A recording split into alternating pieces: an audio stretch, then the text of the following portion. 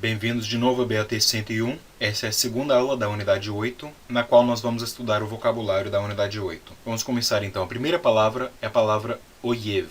Oyev significa inimigo. A próxima palavra é a palavra davar. Notem aqui que esta não é a palavra davar a qual nós estamos acostumados. A letra aqui é patar e não kametz.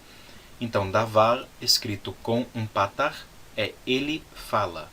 Em vez de palavra, é ele fala. É o verbo que vem da mesma raiz, só que a única maneira de distinguir entre davar, palavra ou coisa, e davar, ele fala, é distinguindo este patar.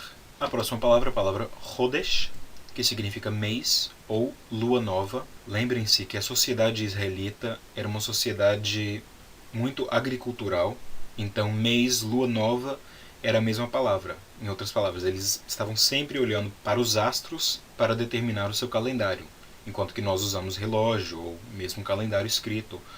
Então é diferente. Mês, lua nova, palavra chodesh. A próxima palavra é a palavra kli,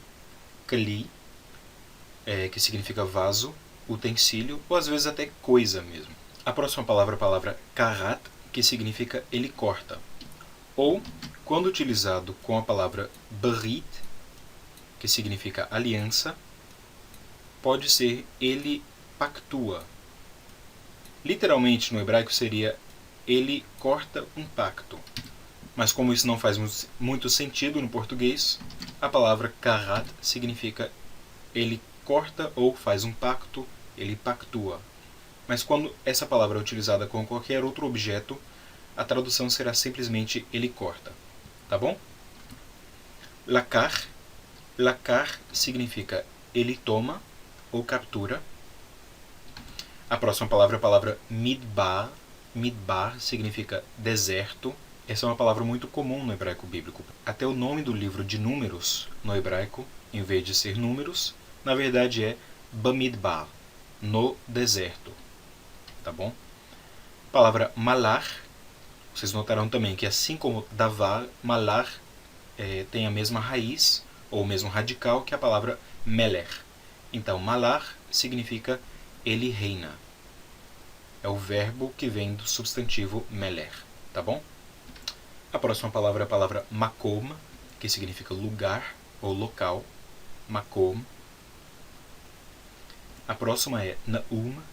Naum é uma declaração, mas muitas vezes a palavra naum é utilizada pelos profetas no Antigo Testamento junto com a palavra Yahweh. Então, naum Yahweh significa assim diz o Senhor. Então, naum significa declaração, mas às vezes tem esse sentido um pouco verbal também. Assim diz o Senhor. Esta é a declaração de Deus. A próxima palavra é a palavra na'al, que significa jovem ou servo.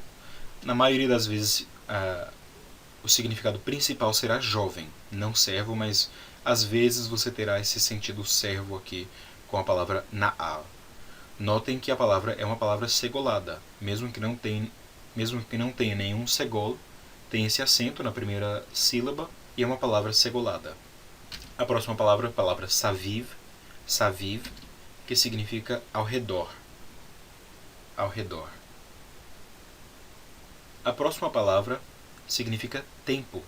Et. Et significa tempo.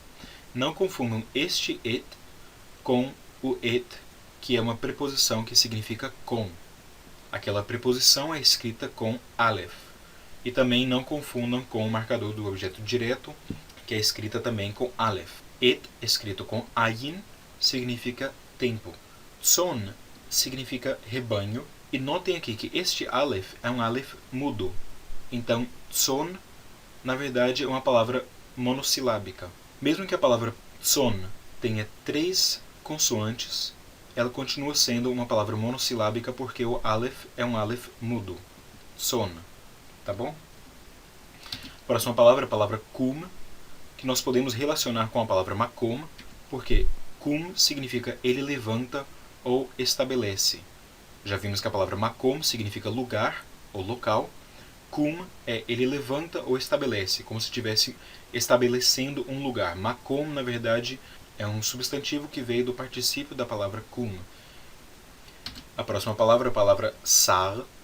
Notem aqui que Este é um sin e não um shin, sar, que significa líder ou príncipe. Às vezes pode significar capitão de um exército, alguma coisa assim, mas líder ou príncipe seria uma tradução adequada para a palavra sar. Próxima palavra, a palavra shalom. Vocês já me ouviram falando essa palavra, significa paz. Hoje em dia, no hebraico moderno, a palavra shalom é utilizada como uma saudação. Assim como os árabes dizem salam aleikum, ou paz seja contigo, os hebreus dizem shalom, que significa também paz. E a última palavra dessa unidade é a palavra shamar. Shamar significa ele guarda ou mantém.